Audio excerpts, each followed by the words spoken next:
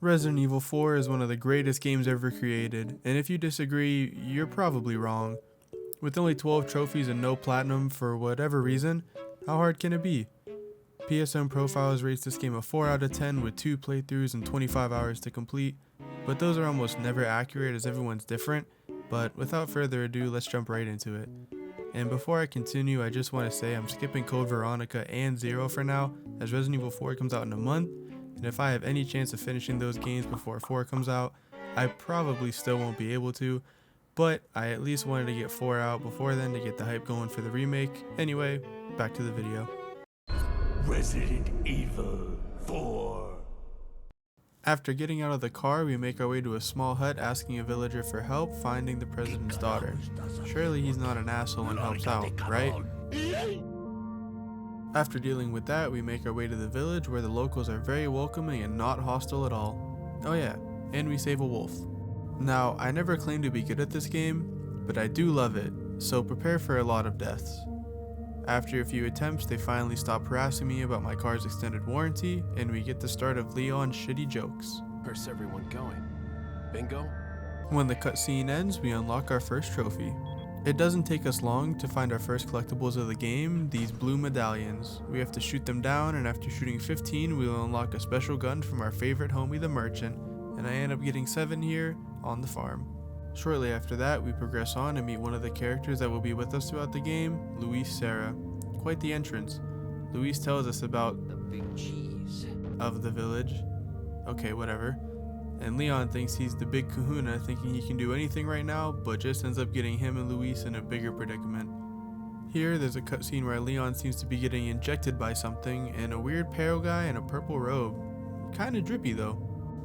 After, Leon wakes up back to back with Luis, and here, both of them die and Leon's mission is over. Nah, I'm just kidding. We head outside and there's everyone's favorite, the merchant.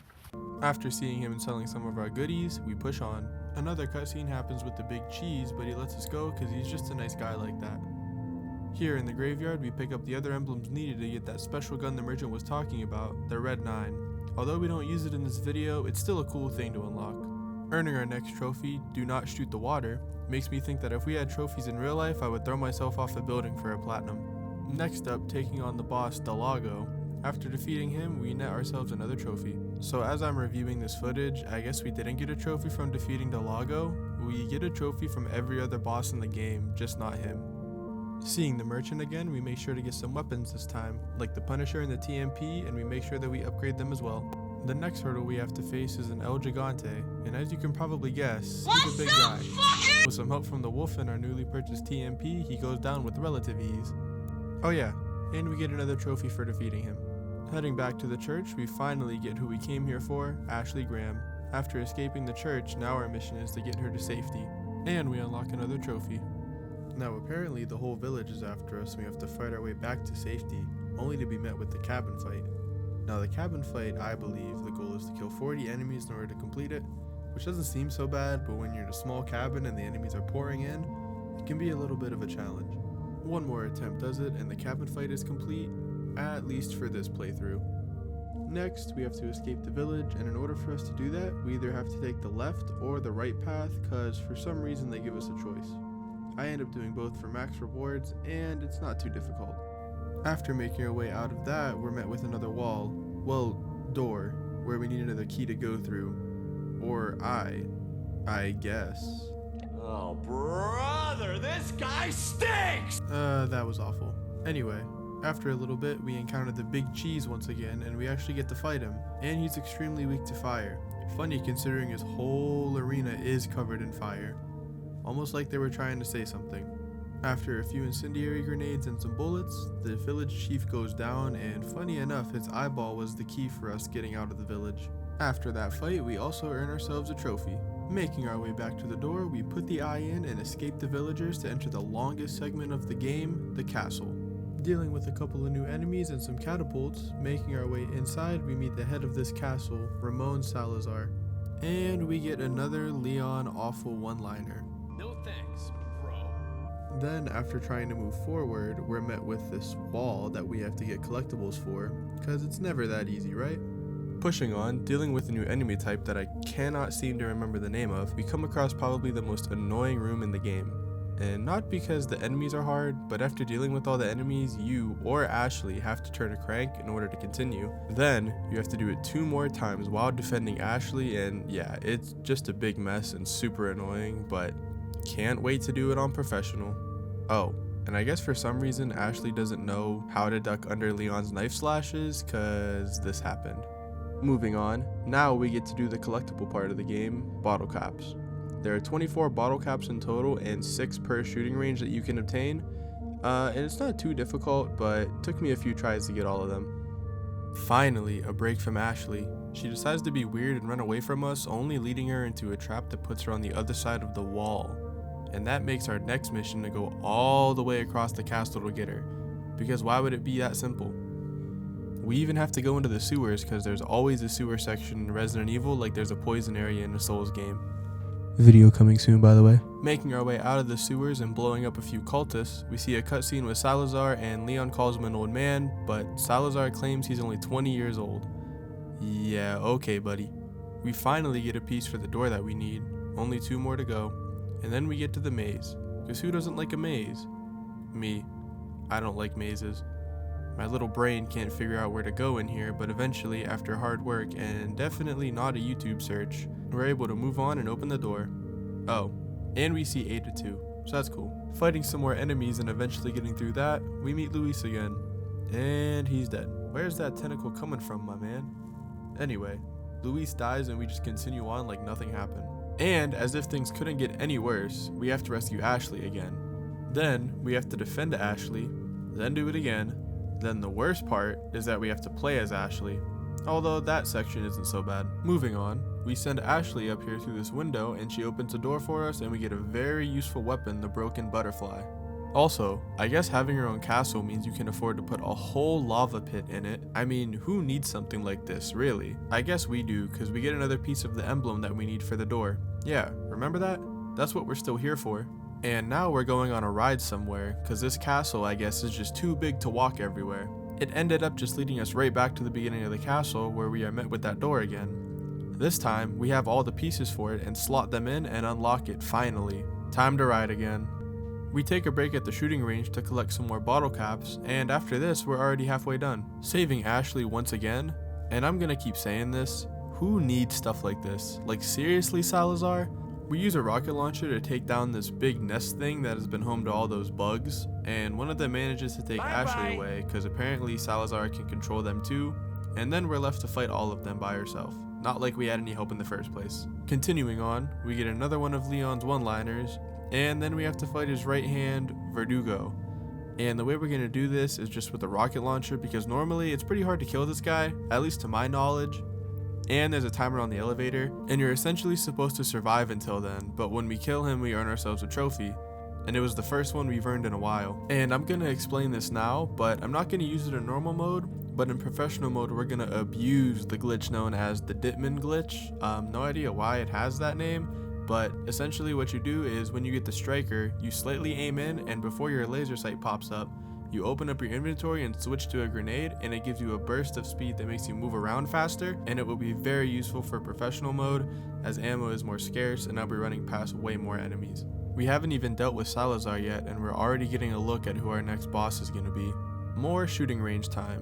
One more after this and we'll already be done with the bottle caps. Finally, man. After going underground, riding a minecart, dealing with 2 El Gigantes, and many more things, we have finally arrived at Salazar's boss fight. And we're gonna deal with Salazar the same way we dealt with Verdugo, a rocket launcher shot. A rocket launcher shot. After the fight, we earn a trophy and make our way to the final part of the game, the island. Right off the bat, we see Ashley being carried away, which you already know means that this next part of the game is just going to be us saving her, because that is exactly what the whole entire game is. Now, the island by far has the most enemies in the entire game, and while we might have spent most of our time story-wise at the castle, we're probably going to spend the most time here just because of how many enemies there are. I mean, look at this. I have to kill like 10 enemies in a single area before I can move on.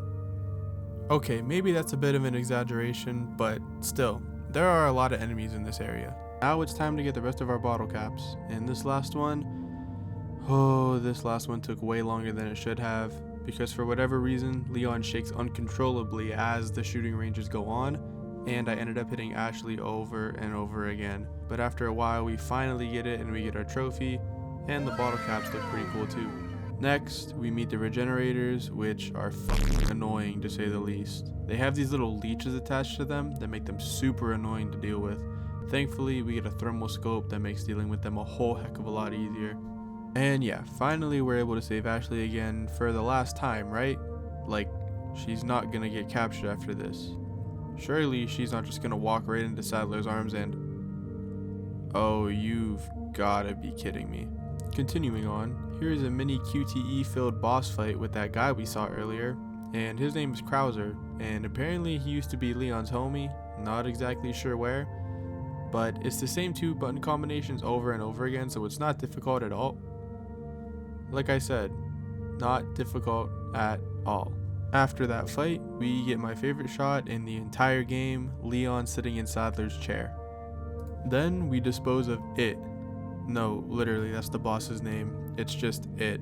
Even though its name on the wiki is U3, whatever, I won't ask questions. And it's probably the most forgettable boss in the game anyway, so it doesn't really matter. Alright everyone, it's time for another boss fight. Woo, boss fight! This time we actually get to fight Krauser, and this boss fight is actually pretty lengthy, as you have to pick up pieces to make an insignia you need to escape.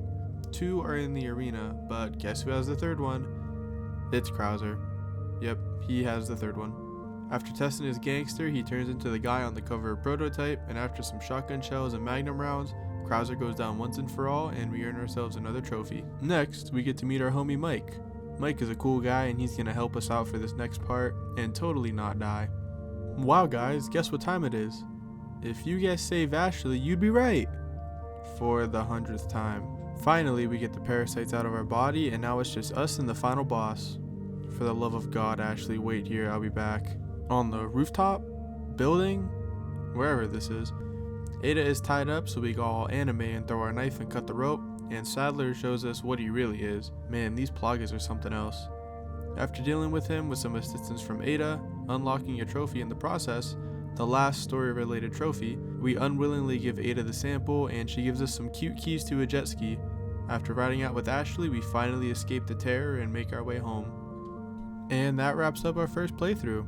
After that one, we have 10 out of the 12 we need for the 100%, and our next task will be to complete Separate Ways because we need the outfits for the S is for Stylish trophy, which I think is a Devil May Cry reference considering this game was originally supposed to be Devil May Cry, or the other way around. Anyway, I'm getting off track. Jumping right into Separate Ways, we get to play as Ada, which is pretty cool because she only got a small section in Resident Evil 2. Separate Ways is about 25% of the length of the main game, and it's pretty much Ada's involvement with the story and what she's doing behind the scenes while Leon is doing his thing. Also, seeing Wesker again is pretty cool, although I'm not really sure how he survived from RE1 because he got a pretty nasty cut from the Tyrant. After completing Separate Ways, unlocking the S's for Stylish trophy, and a couple cool outfits for Leon and Ashley, the Ashley one, it will be very, very essential as it makes her pretty much invincible, and you guys will see what I'm talking about. Now it's time for professional mode, and oh my goodness, this almost broke me. As I said before, I absolutely love this game, but since it came out when I was like 5 years old, like most old games, the controls are definitely outdated, and some of the sections of the game are super rough, and if there's a trophy needed for the platinum in the remake that makes you play through the professional mode, I know it's not going to be as bad, but I suck at video games, so I'll probably still struggle with the trophies. Finally getting done with professional mode, and just to show how upset I was, and not because the game is bad, but because of the controls and how hard it was to move around during this, it really made the playthrough more difficult than it should have. Oh my god, dude, get me the fuck out of here. 67 times I died, 8 hours. No, I don't want to upload my data to the leaderboards, and I don't give a fuck about the infinite rocket launcher or this stupid ass Matilda, and I don't give a fuck about the PB&J 412. Get me the fuck out of here. I'm done. Yeah, that's how professional mode went. Nonetheless, we did it. We got our 100%, and now we wait for the Resident Evil 4 remake. I'm going to try to get 5 out before then, as when this video uploads, it'll be about 1 month away from the release, so we'll see. But yeah, I'm gonna go play Magic the Gathering now. That's all I gotta say. I'll see you guys later.